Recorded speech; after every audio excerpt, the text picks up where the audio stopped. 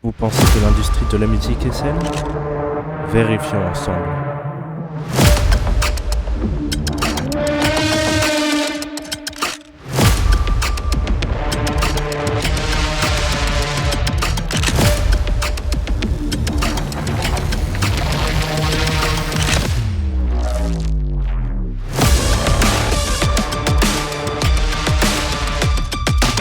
Des chanteurs comme Nekfeu, Vald, Jossman, Luigi Pelka, leur point commun, c'est qu'ils ont commencé en indé. Mais pensez-vous qu'il y a beaucoup d'indés qui gagnent leur vie? Le marché de la musique en 2024 est à son apogée. Selon l'IFPI, il représente près de 27 milliards d'euros en hausse de 4,8% par rapport à 2023. Sans surprise, le streaming par abonnement constitue le principal moteur de cette croissance. Il a franchi la barre des 20 milliards de dollars en 2024. Il a augmenté de 9,5%, ce qui est énorme comparé à la publicité, qui n'augmente que de 1,2%. Le nombre d'abonnés payants dans le monde a cru de 10,6%, atteignant 752 millions. Et les labels sans doute. Donc ils investissent dans les carrières des artistes, licencent de nouveaux formats dédiés aux fans. Cependant, le marché physique poursuit sa décroissance. Moins 3% globalement à l'exception des vinyles qui restent populaires. L'industrie de la musique met la pression en disant qu'un groupe doit rester actif sur scène et sur les réseaux sociaux, sinon les gens vous oublient. Et c'est sûrement une réalité. Mais une inégalité qui est très présente quand il peut, c'est qu'une très large part des écoutes et donc des revenus est captée par 1% des artistes qui représentent 90% des streams.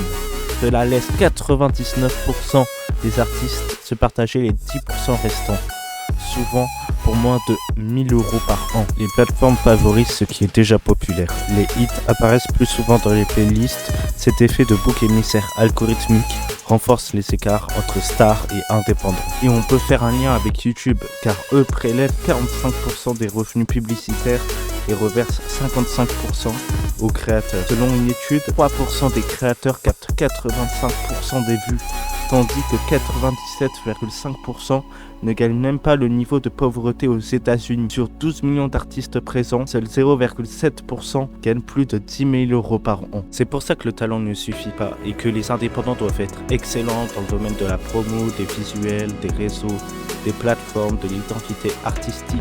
Mais on peut aussi trouver des accélérateurs massifs de carrière comme TikTok, Insta, YouTube Short. Tous les contenus courts permettent à des créateurs de mieux se faire connaître. Comme ça, je pense à Carbone qui s'est fait connaître grâce à ça. Et je vais donc vous présenter le début d'un long parcours d'une jeune femme talentueuse qui aurait pu rester invisible si elle n'aurait pas eu un tremplin télé et le soutien d'une centaine de milliers de personnes.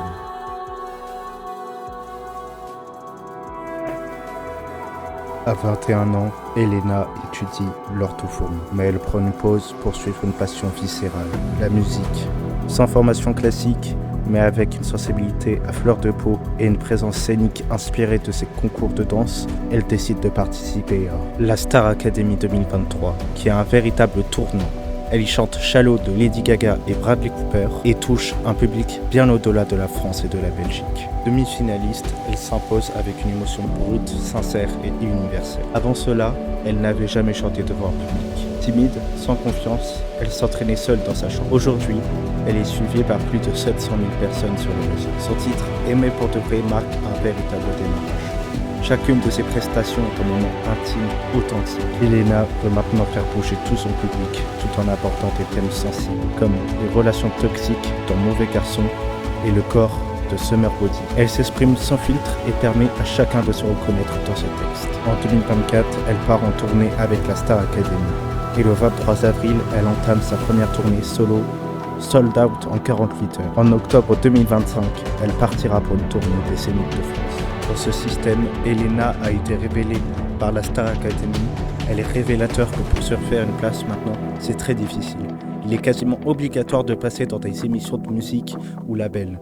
Et même, il y en a plein qui sont gagnants dans ce genre d'émissions et qui n'ont pas une carrière de rêve derrière. Elle a su profiter qu'elle a été suivie par 700 000 personnes et saisir l'opportunité qu'elle a eue et signer dans un label.